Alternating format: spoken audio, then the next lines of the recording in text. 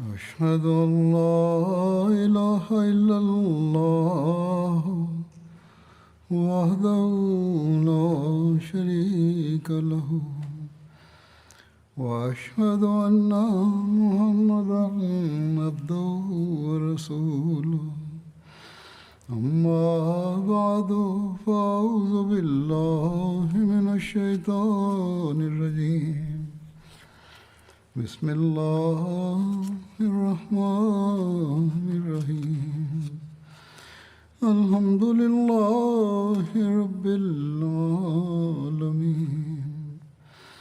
الرحمن الرحيم مالك يوم الدين إياك نعبد وإياك نستعين اهدنا الصراط المستقيم صراط الذين أنعمت عليهم غير المغضوب عليهم ولا الضالين.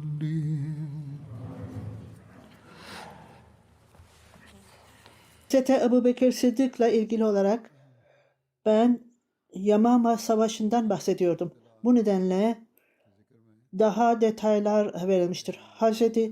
Ebu Said Hıdri'nin bildirdiğine göre ben Abad bin Şeyh'den duyduğuma göre ey Ebu Said,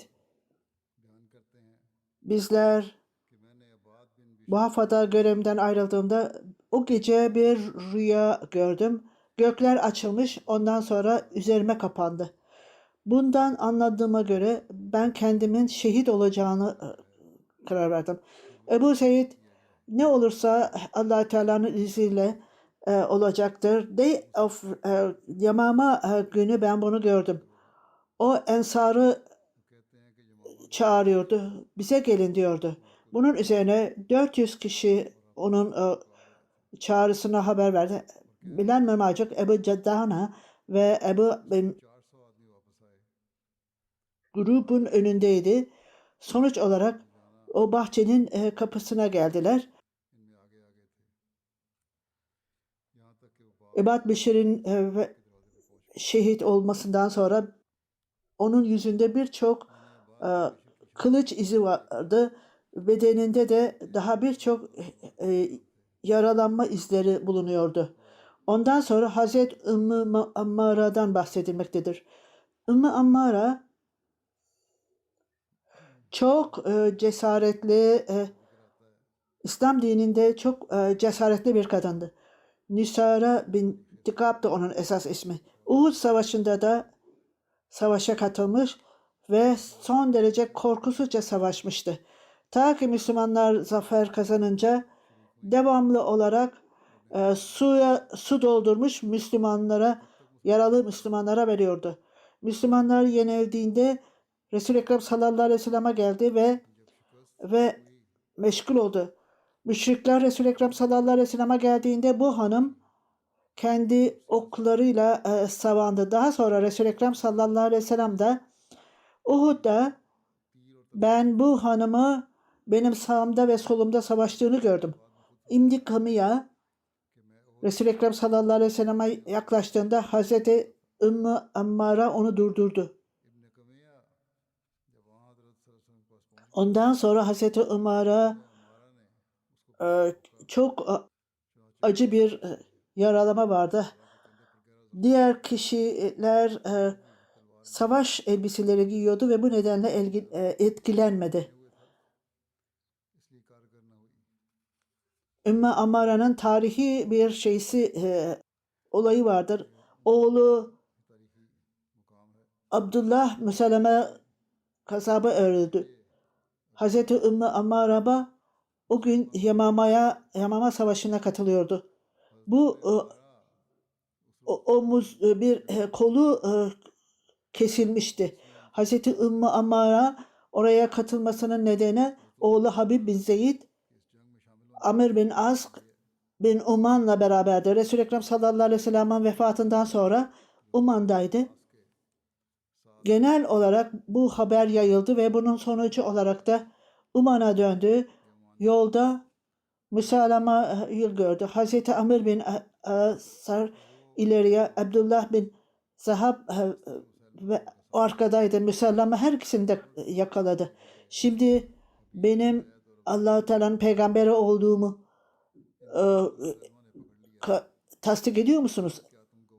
Abdullah bin Yazid evet dedi. Musallama onlara zincire vurdurmuştu. Çünkü inanmıyordu. Ben Allah Teala'nın peygamberi olduğuna inanıyor musun? O ben duymuyorum dedi. Den Müslümana sen Muhammed Allah Teala'nın peygamberidir dediğinde evet dedi. Müslüman onlara talimat vererek onları parçalara kesmelerini istedi. Şimdi ben Allah Teala'nın peygamberi olduğumu tasdik eder misin? Sahabe ben duymuyorum dedi. O Muhammed Allah Teala'nın peygamberi olduğunu tasdik ediyor musun? O evet dedi. Sonuç olarak bedeninin her parçasını tek tek kesti. Ellerini, ayaklarını, dizlerini hepsini kesti ve ateşe attı.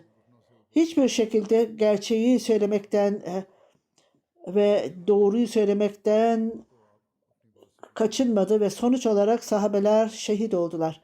Habib mektup götürdü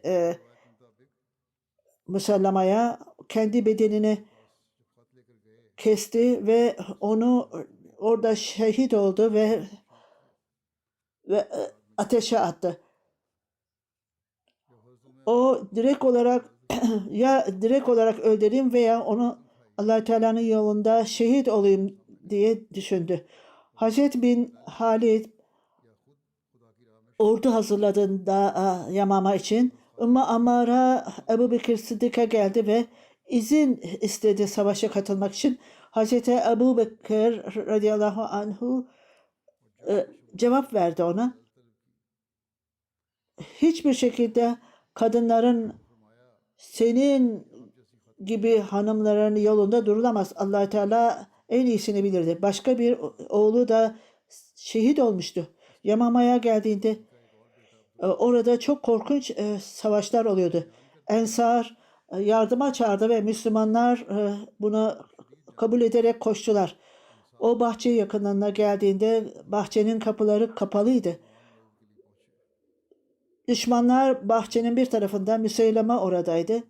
Bizler zorla o bölgeye girdik ve biz korkusuzca saldırdık. Allah-u Teala yemin ederim ki ben herhangi bir şekilde bize karşı gelenleri görmedik. Ve Müseylema'nın yakınına geldik ve Allah-u Teala'ya söz verdim ki eğer Müseylema'ya görürsem onu yalnız bırakmayacağım. Ve onu yakalayacağım ve öldüreceğim. Yoksa ben kendimi öldürürüm.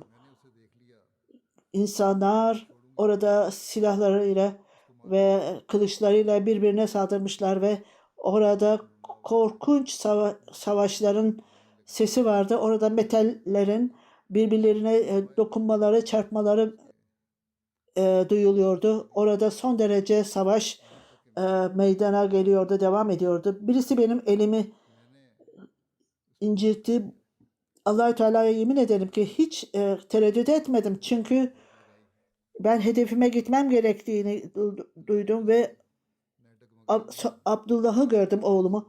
O zaten öldürmüştü Musallama'yı. Yine bir söylendiğine göre Hazreti Ümmü Ammara benim oğlum kendi kılıcını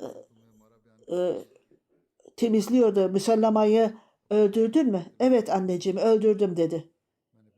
Allah-u Teala'ya şükrettim ve secde ettim diyor Ümmü Ammara. Düşmanın kökü yok oldu. Savaş sona erdiğinde evime döndüm. Halid bin Velid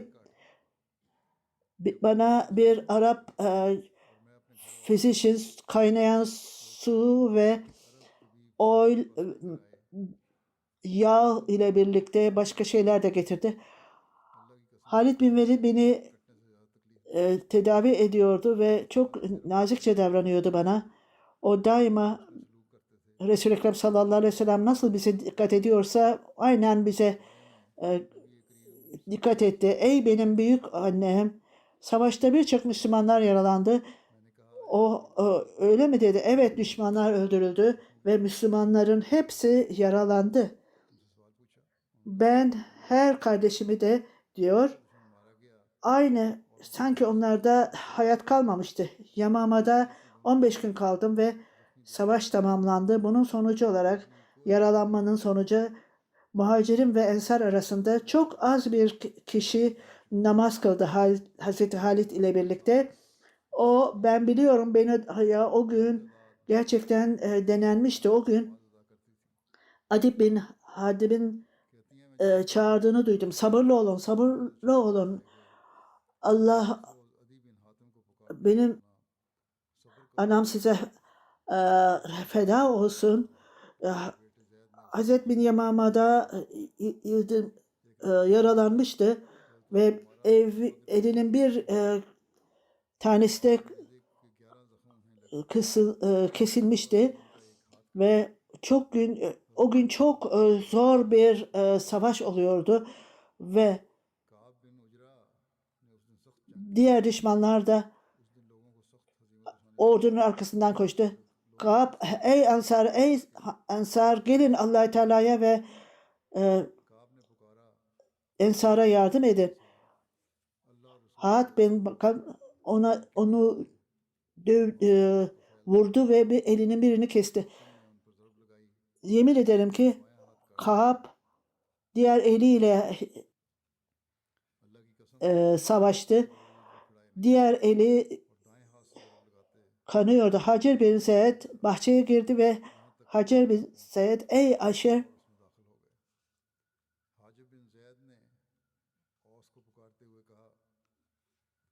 sabit ey Ensar dedi. O ey Ensar, o Ensar, o Ensar sonuç olarak da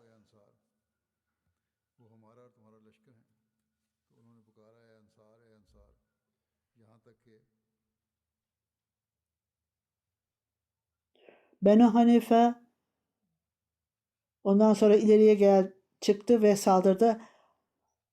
Ordu iki düşmanı öldürdü ve kendi sonra şehit oldu. Ömer bin Es de saldırdı. Kendisi de şehit oldu. Ondan sonra Ebu Akil ile ilgili olarak o Ensar'ın yardımcısıydı.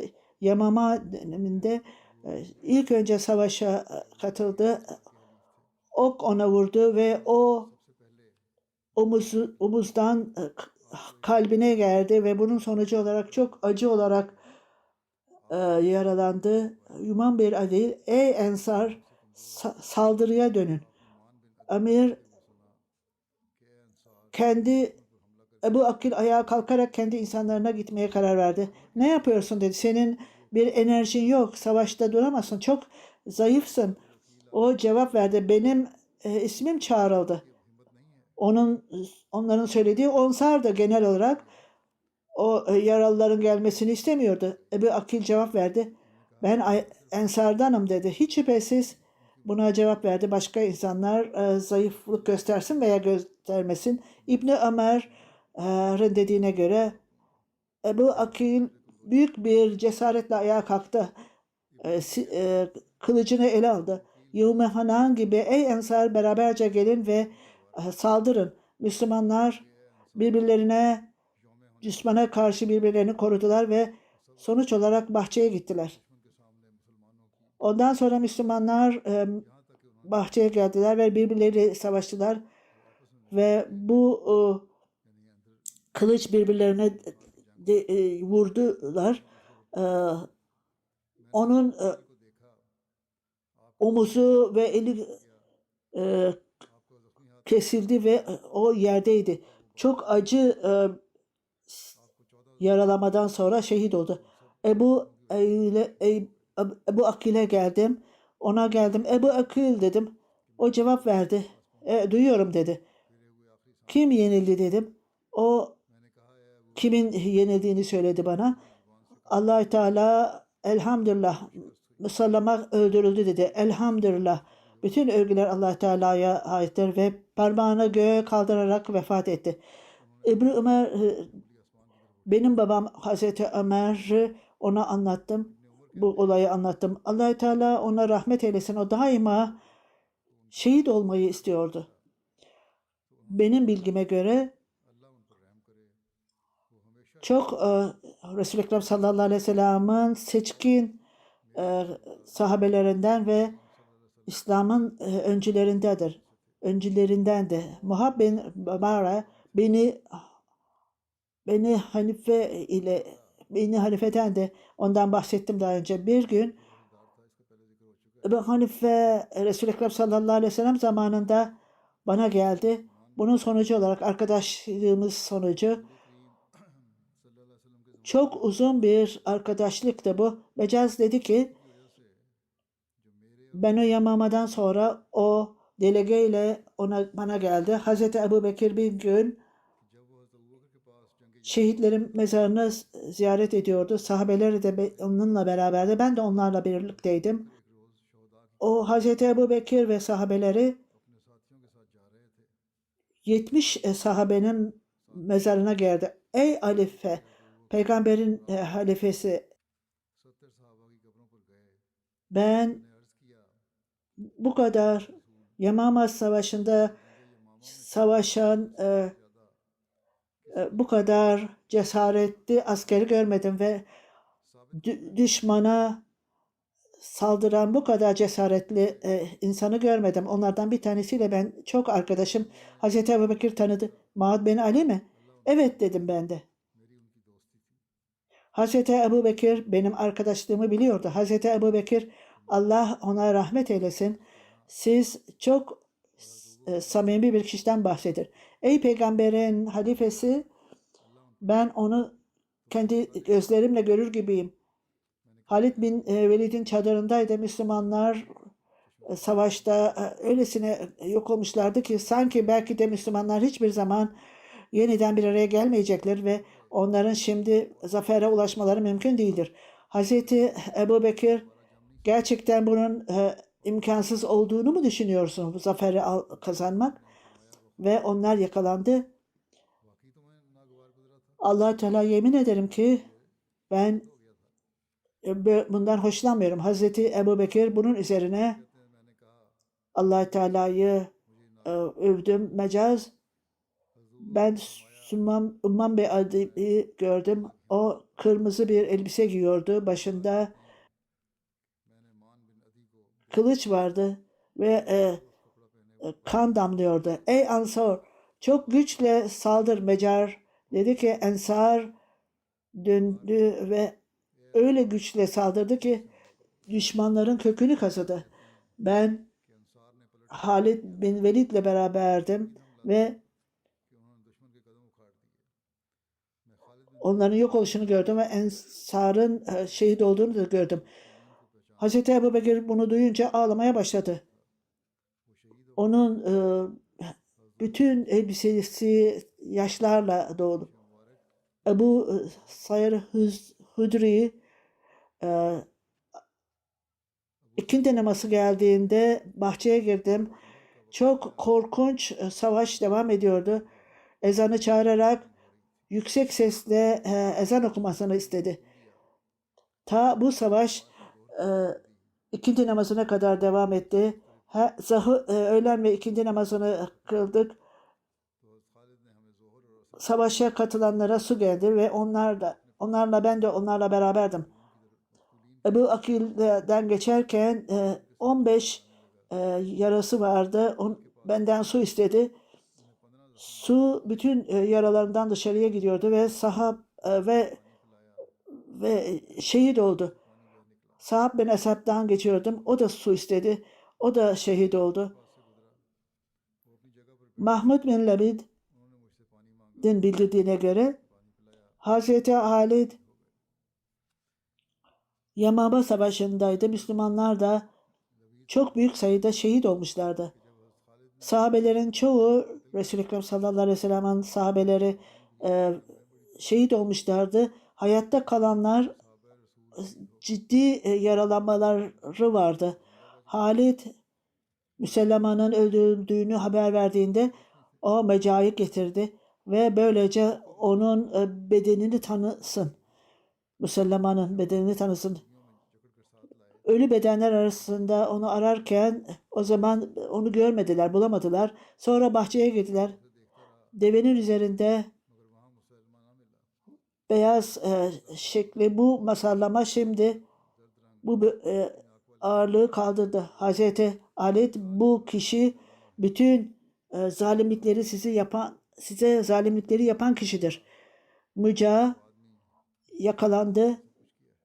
Banu Hanife'nin başkanıydı, şefiydi. Bu nedenle kendisini kurtarmak istiyordu. Birçok kişi, kendisine ait olan kişiler ölmüştü.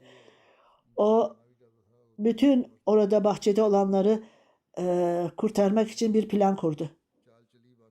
O Hazreti Halid bin Velid ile bir anlaşma yaptı. Hazreti Halid bin Velid'e bu insanlar ileriye gelen, size karşı gelenler acelelikle yaptılar. Hatta şimdi bile bu kale saldırmaya hazır olan kişilerle doludur. Ne söylüyorsun dedi Halid bin Velid.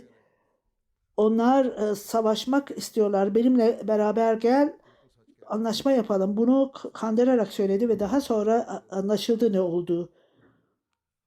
Hazreti Halid oradaki Müslümanlara yapılan zararları gördü. Bu nedenle şimdi Benu Hanife'nin lideri ve isyankarların başkanı öldürüldü. Şimdi artık Müslümanların daha yaralanmalarına gerek yok.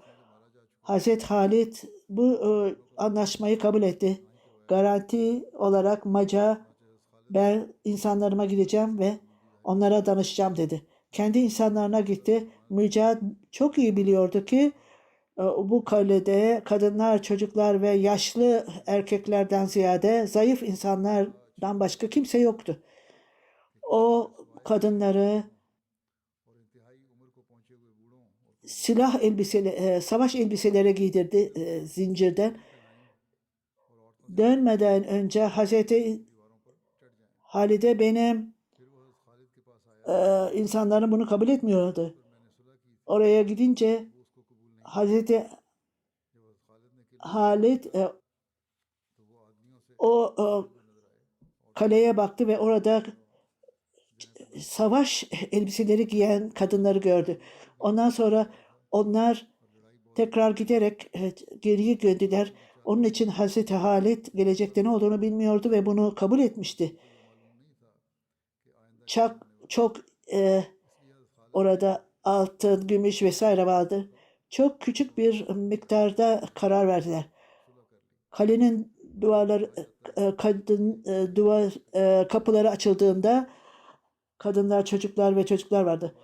Sizi Allah kahretsin dedi. Beni kandırdın. Mecaz, bu benim insanlarımdır.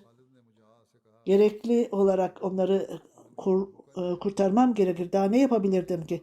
Bundan sonra Hazreti Ebubekir'in mektubu Hazreti Halid'e geldi.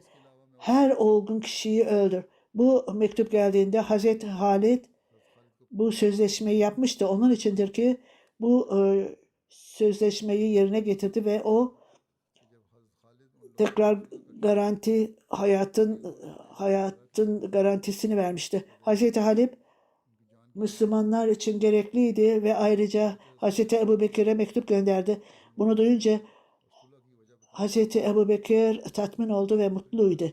Hazreti Halid bin Velid bu anlaşmayı tamamlandığında oraya insanlar tayin edildi o kaleye. Mecaz bin Sever o anlaşma sözlediğinde benden hiçbir şey alınmadı. Kim bir kişi gizli bir şey biliyorsa Hazreti Halid'e bildirilmesi gerekiyordu. Ondan sonra kalenin kapıları açıldı. Birçok silahlar vardı kazanılan. Hazreti Halid onları topladı. Orada paralar da vardı. Farklı yerde toplandı. Ayrıca savaş elbiseleri vardı ve orada iki yere ayrıldı bu esirler ve savaş malları de toplandı. Altınlar ve gümüşler de toplandı. Daha sonra bu da insanlar arasında toplandı ve Musevilere ve bir bölümü de başka birine verildi. Daha sonra ki bütün bunlar hepsi Hz. Ebu Bekir'e hizmette kullanmak üzere gönderildi. Benu Hanife daha sonra biat etti ve beraberce gelerek peygamberliği reddetmişti. Bütün hepsi Halid bin Velid'e geldiler ve biat ettiler ve tekrar İslamiyet'e döndüklerini bildirdiler. Hz. Halid bin Velid bir delege gönderdi Hz. Ebu Bekir Sıddık'ı Medine Münevvere'ye. Bu insanlar geldiğinde Hz. Ebu Bekir'e onlar kendi hayretlerini bildirdiler ve şöyle dediler. Hz. Ebu Bekir nasıl Müslümanın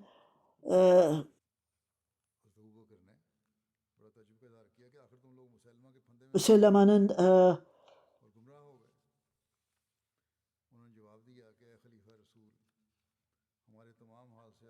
Müslümanın tuzağına düştünüz. Ey Allah Teala'nın halifesi, o kendisine faydası yoktu ne de insanlarına faydası yoktu. Hazreti Ebu Bekir Hazreti Halid'i Yamama'ya gönderdi ve orada orada ona bir hurma verildi. Onu normal şeklinde değildi ve çok sertti ve esasen çok yoktu. Onu biraz çiğnedikten sonra attı. Bunu rüyasında görmüştü ve bunun anlamını Hazreti Halid bin Velid Yamama'da çok büyük bir karşılıkla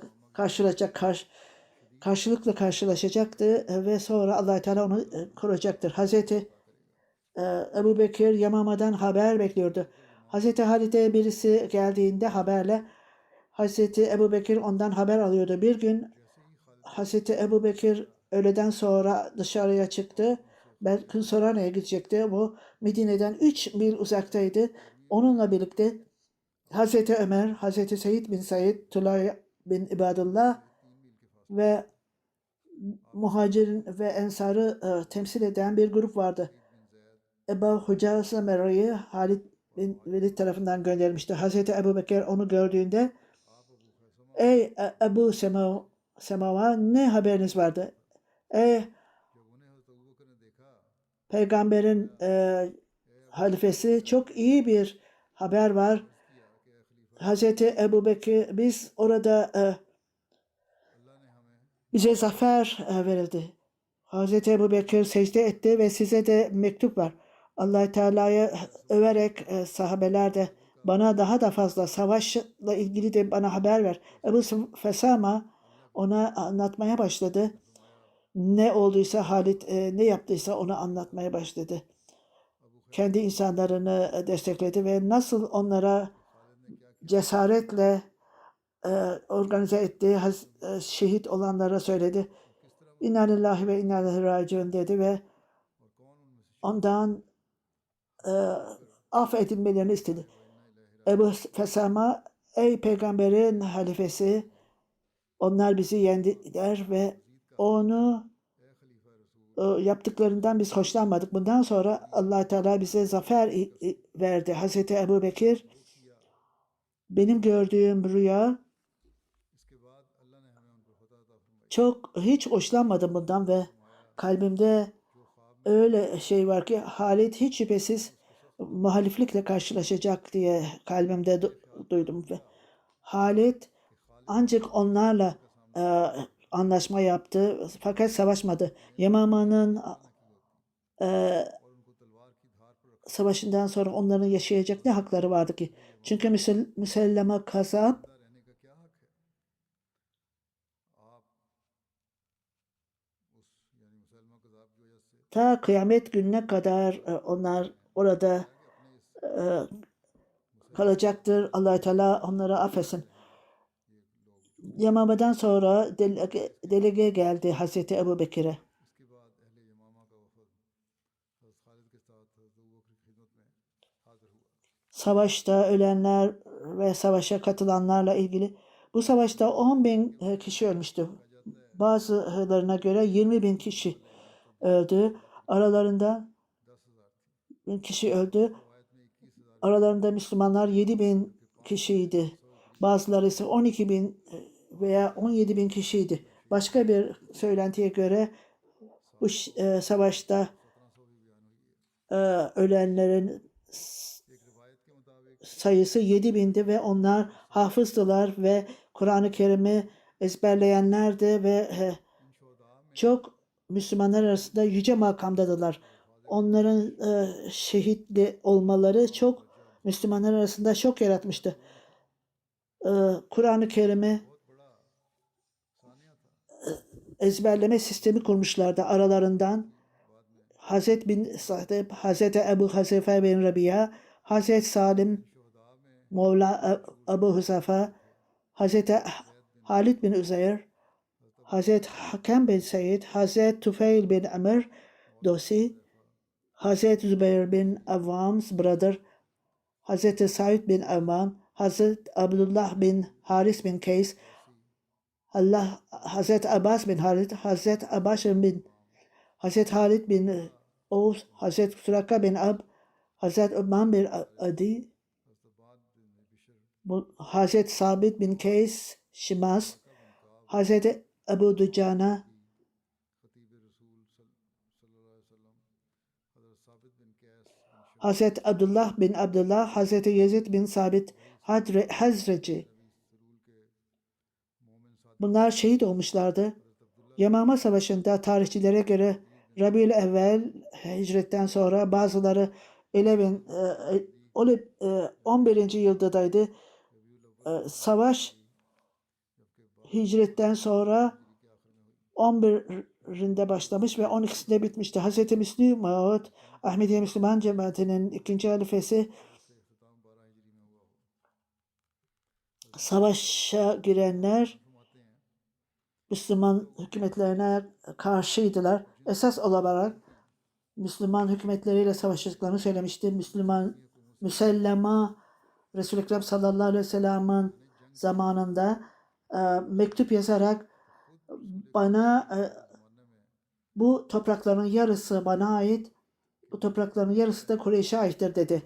Resul-i Ekrem sallallahu aleyhi ve sellem'in vefatından sonra Hacer ve Yamama'da Quraish के लिए Samam al-Usad सल्लल्लाहु अलैहि वसल्लम की o बाद उसने valiyi giderdi ve kendisi o şehrin valisi oldu ve Müslümanlara saldırdı. Aynı şekilde Habib bin Zeyd ve Abdullah bin Vahab da her ikisini yakaladı ve zorla Medina के दो सहाबा onları kendi peygamberliğini kabul etmelerini istedi. Abdullah bin Vahab onu kabul etti. Habib bin Zeyd onun peygamberliğini reddetti. Bunun üzerine Müseylema onun bedenini keserek ateşe attı. Yemen'de इस पर मुसलमा ने Resul-i Ekrem sallallahu aleyhi ve sellem'in आग में जला tayin ettiği vadiler Yemen में भी जो रसूल करीम सल्लल्लाहु अलैहि वसल्लम के अफसर मुकर्रर थे उनमें से yine Esved Anse niyetini açıkladı isyan edeceğini ve Resul-i Ekrem sallallahu aleyhi ve sellem tayin ettiği valiyi gidererek रसूल करीम सल्लल्लाहु अलैहि वसल्लम ondan zorla zekat istedi. उनको उसने तंग किया। Ondan sonra başka bir yerde Şahit bin Zam ona saldırdı. Benim üstüm birçok Müslümanlar öldürüldü ve yağmalandı. Valiler öldürüldü. Valileri öldükten sonra zorla onun hanımıyla evlendi. Benu Nacan da isyan etti ve onlar da Esved Ansi'ye katıldılar. İki sahabe Amr bin ve Halid bin Said oradan uzaklaştırıldı. Bütün bunlar daha önce de belirtilmişti. Biz bu savaşın çünkü peygamberlik yaptığından dolayıydı Resul-i Ekrem sallallahu aleyhi ve sellem ümmetinden. Hepsi reddetti Resul-i Ekrem sallallahu aleyhi ve sellem'in sahabeleri arasında. Onlar gerçekten İslamiyet'in kanunlarına gidermek ve orada kendi kanunlarını koymak istiyorlardı ve sadece kendi valiliklerini ilan ediyor ve sahabeleri öldürdüler ve Müslümanlara karşı isyan ettiler ve bunu açıkça ilan ettiler.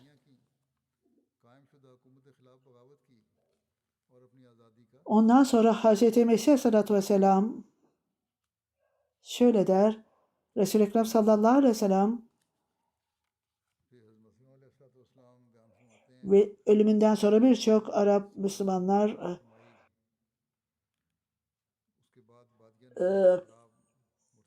hepsi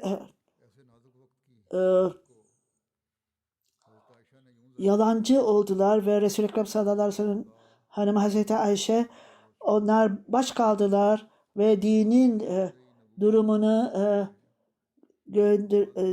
döndürmek istiyorlardı. Benim babam Resul-i Ekrem sallallahu aleyhi ve sellem'in halifesi o kadar üzgündü ki eğer bu bir dağın tepesine çıksa dağ belki de hareket ederdi. Şimdi düşünün.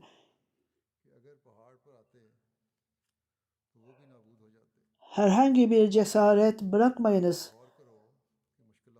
Bu dağ tepesinde normal olan insan davranışının bir tarafı değildi. Bu sıdık olan halife tarafından gösterildi. Başka birisi sanki bir tahammül edemezdi. Bütün sahabeler oradaydı ve bütün bunları gördüler.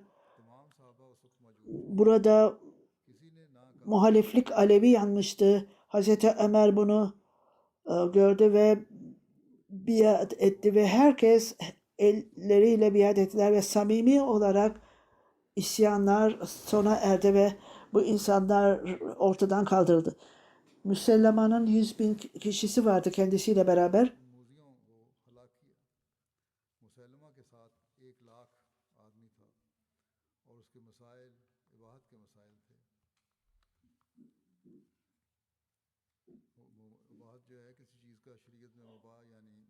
Bu Müsellemanın yalan inancını duyup kabul ettiler ve uygun olan şeylere izin verdi, uygun olmayan şeylere izin vermedi ve insanlar onu takip ediyorlardı. Bunu görerek insanlar onun dinine girdiler ve Allah Teala onun varlığına kesin olarak gösterdi ve zorluklar kolaylığa döndü. Araştırmacılardan bu saklı değildi. Hz. Ebu Bekir'in hilafeti problemlerle doluydu. Resul-i Ekrem sallallahu aleyhi ve sellem vefat ettiğinde İslam ve Müslümanlar birçok ikiyüzlüler dinden ayrıldılar ve onlar sayıca yükselmeye başladılar. Hatta bir grup peygamber olduğunu iddia ettiler. Bunlardan birçoğu isyankarlar onlara çağırdı. 100.000 cahil kişi, ahlaksız kişiler Müslüman'a bir kazaba katıldı ve felaketler daha da ilerlemeye başladı. Orada bir zelzele müminler tarafından bir zelzele hissediyordu. Onlar bir deneyimle yüz yüzeydiler ve bu karşı gelmeler giderildi. Müminler ve sanki onlara ateş yakılmıştı. Sanki onlar bir bıçakla kurban edilmiş gibilerdi. Bir taraftan Resul-i Ekrem sallallahu aleyhi ve sellem'in dan ayrılmalarının acısı vardı. Diğer taraftan da her taraftan alev yanıyordu. Burada bir imkan yoktu barış için. Sanki bu çoğunlukta olan etraftaydı kötü insanlar. Orada çok üzüntü ve sıkıntı vardı. Böyle hassas bir dönemde ve öyle bir durumdaki Hazreti Ebu Bekir radıyallahu anhu halife olarak seçilmişti. Resul-i Ekrem sallallahu aleyhi ve sellem'in halifesi ve o bunu bu yalancılarla, isyankarlarla öylesine onları ele aldı ki hem ağlıyor ve hem de gözleri gözyaşlarıyla dolar ve Allah Teala ondan razı olsun. O dua ederdi ve o dua edende bütün günah, bütün gözleri günah gözyaşlarıyla dolardı. Dua eder ve dua ederdi. Benim bu durumda babam halife oldu diyor Hazreti Ayşe ve mucizevi olarak bu isyankarlara karşı geldi. Onların planları öylesine bozuldu ve birçok felaketler yok oldu ki sanki bunlar bir dağın tepesine gelseydi dağ paramparça olur ve sarsılırdı. Allah Teala'nın yardımı geldi ve yanlış iddialar yok oldu. Bu karışıklıklar kökünden yok oldu. Bu hilafet meselesi daha da kuruldu ve Allah Teala müminleri bu çok büyük felaketten kurtardı ve korkuyu emniyete çevirdi. Onlara iman ve düşmanların yüzleri karardı. Onların yüzleri parladı. Allah Teala'nın sözü yerine geldi. Onun kulları Hazreti Ebu Bekir Sıddık desteklendi ve karşı gelenler aşağılandı. Öyle bir onlara karşı çok yüce bir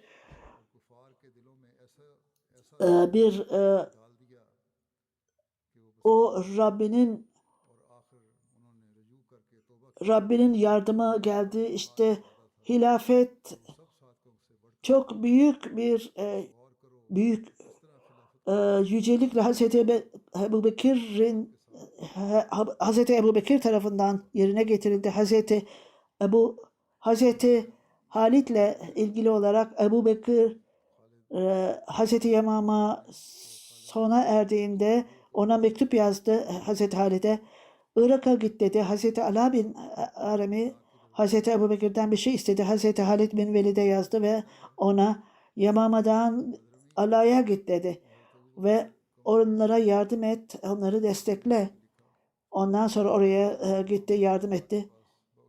O onlara ordularına katıldı ve Huzra'yı Bahreyn'de başka bir kişinin olduğu yer, orada hurma ağaçları vardı. Hazreti Ebu Bekir ona Irak'a gidin, Bahreyn'den Irak'a gidin dedi, emretti. Müca bin Marara'nın doğu kızı Hazreti Halid onunla evlendi. Orada bir soru ortaya çıkıyordu. Biyografi ve tarih kitabında Hazreti Yamama'da tamamlandıktan sonra Beni Hanife ile sözleşme yapıldığında Hazreti Halid tarihçilere göre Hazreti Ebu Bekir bunu bildiğinde, bu evliliği haber aldığında o hoşlanmadı Hazreti Halid'le. Hazreti Halid ona bütün şartları açıkladı ve bütün Hazreti Ebu Bekir'in hoşnutsuzluğu sona erdi. Tarihe göre bu anlaşmadan sonra Hazreti Halid Meca'dan kendi kızını kendisiyle evlendirmesini istedi. Malik bin Nüvera'nın hanımı bunu biliyordu. Hazreti Ebu Bekir'in hoşnutsuzluğunu biliyordu. Bekleyin dedi. Siz bu belimi kıracaksınız. Hazreti Ebu Bekir'in hoşnutsuzluğundan kurtulamazsınız. Hazreti Halid kızını benimle evlendir dedi. Ondan sonra ona evlendirmeye karar verdi. Hazreti Ebu Bekir Yamama'dan haber bekliyordu ve Hazreti Halid'den haber bekliyordu. Bir gün akşamleyin Muhacirin ve Ensar'la beraber Hazreti Halid'in Müslüman da oraya geldi. Hazreti Ebu Bekir radıyallahu anhu onu gördü ve ondan Haberler ne dedi? O, ey peygamberin halifesi, Allah Teala bize zafer, Yamama'da zafer verdi. Burada Hazreti Halit'ten size mektup var dedi. Hazreti Ebu Bekir derhal secde etti, şükretti. Bana savaşın durumunu anlat. Bu nasıl başarıldı? Başka bir şeye göre Ebu Fesama bütün şartları açıkladı ve savaşta neler oldu? Hazreti Halit zafer kazandı. Orada sahabeler nasıl şehit oldular, nasıl orduları düzenledi ve düşman orduları nasıl savaştı? Bütün bunları anlattı. Ve bizler daha önceden deneyimimiz yoktu. Şimdi deneyimli hale geldik. Yine Hz. Halit evliliğiyle ilgili Hz. Ebu Bekir'e mektup yazdı. Ey 1200 Müslümanın kanı daha kurumadan onlarla mı evlendin? Daha bir anlaşma bile yapmadınız. Allah Teala onlara güçlü. Mücahan'la anlaşma yaptın. Onun kızıyla evlendi ve Hz. Ebu Bekir Hz. Halit'e ulaştı ve Hz. Ebu Bekir'e cevap verdi ve bunda durumunu anlattı ve davranışlarını savundu Hz. Halit. Ama bundan sonra yemin ederim ki ta ki bütün meseleler tamamlanıncaya kadar onunla evlenmedim. Ve ta ki her şey onun kızıyla evlendim. Medine'den bir mesaj gönderseydim beni reddetmezdiniz. Beni affedin. Bu durumda üstün geldim. Eğer hoşnut değilseniz her talimatınıza yerine getirmeye hazırım. Bütün Müslümanların ölümü acı ise herhangi bir ölümden onları canlandıracak mısınız? Eğer bu mümkün olsaydı bunu yapardım. Ben öylesine saldırdım ki bütün kalan şey Reca'nın kandırmasıdır. Ben kendi düşüncemde yanlış değildim. Görünmeyenin bilgisine sahip değildim. Ne yaptıysam Allah Teala bizim için zaferi ilan etti ve bu topraklar bizim oldu. Ve bu mektup Hazreti Bekir'e geldiğinde onun hoşnutsuzluğu giderildi. Ve Hazreti Halit'ten mektubu getiren onun adına özür diledi. Hazreti Ebubekir siz doğruyu söylüyorsunuz dedi. Bu özürü Hazreti Ebubekir kabul etti. İnşallah gelecekte de bunun bir bölümünü şimdi bitti. Gelecekte de inşallah bundan bahsedeceğim.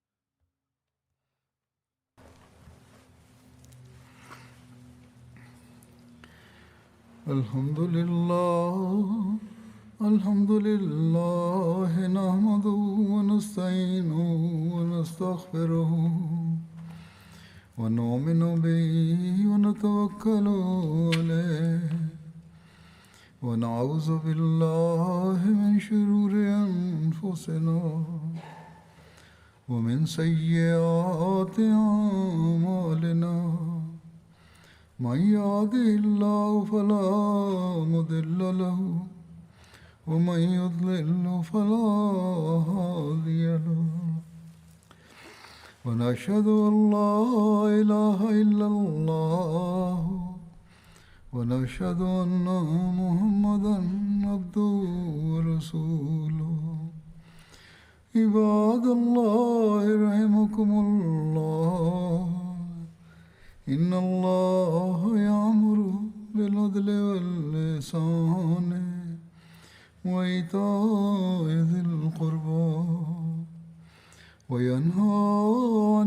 الفحشاء والمنكر والبغي يعظكم لعلكم تذكرون اذكروا الله يذكركم وادعوه يستجب لكم ولذكر الله أكبر.